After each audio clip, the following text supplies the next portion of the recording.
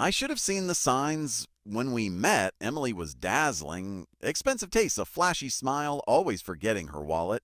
She had this magnetic energy, like she belonged in a Vogue spread. She made everything feel like a movie scene, and I wanted to be the leading man, but I was in love. Stupidly in love. We married in less than a year. My friends warned me to slow down.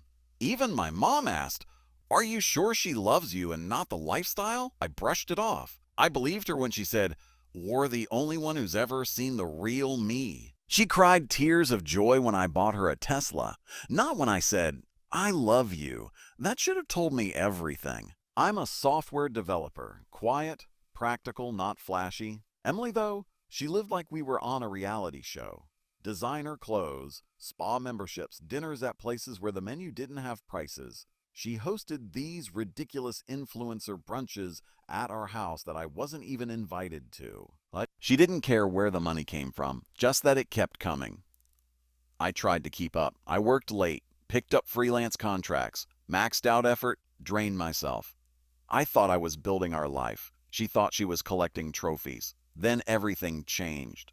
So I lost my job in a major round of tech layoffs. One email, 15 minutes. Just like that, gone. I came home that night devastated. I expected support, maybe a hug, reassurance. Instead, she sighed, sipped her smoothie, and said, "Well, you're the man. You're supposed to be the provider."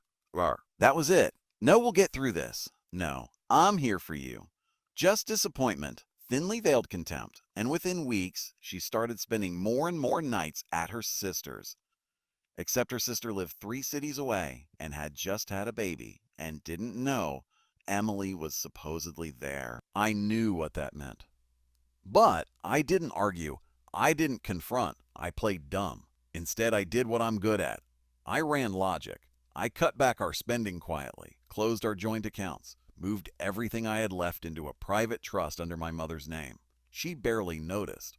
She was too busy updating her soft life Instagram. Then came the nail in the coffin. One night, she left her iPad on the couch, unlocked, notifications buzzing. I wasn't looking for anything. I was looking for peace. But instead, I found everything. A message thread with someone named Trent. A walking cliche if I've ever seen one. The texts were brutal. She called me the stepping stone.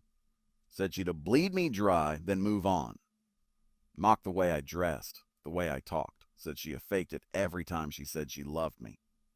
I sat there for an hour just reading, not crying, not yelling, just unraveling.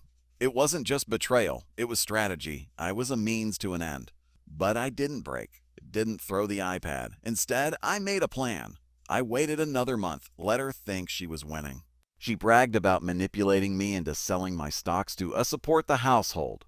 So I sold them, all of them, and moved the money to an untouchable trust in my mother's name. Then I quietly filed for divorce. In the courtroom, she showed up in full glam, like it was a fashion show. She was smirking like the cat who caught the canary. She thought she was walking away with half.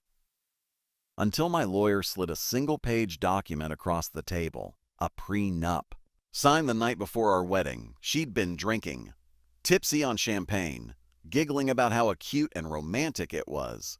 She didn't even read it, but she signed. She went pale, started whispering to her attorney. Then she tried to say she was coerced. The judge wasn't buying it. She walked out of court with a couple of handbags and a leased BMW. In my name, which I repossessed the next day. I didn't post about it, didn't brag, didn't gloat. I just went home, sat in the quiet, and exhaled. It wasn't just a divorce, it was an exorcism. I'd spent years pouring myself into someone who only saw me as an ATM. Now, I had nothing to give her. No more money, no more trust, no more chances. And for the first time in a long time, I finally felt rich again. Not in my bank account, but in peace.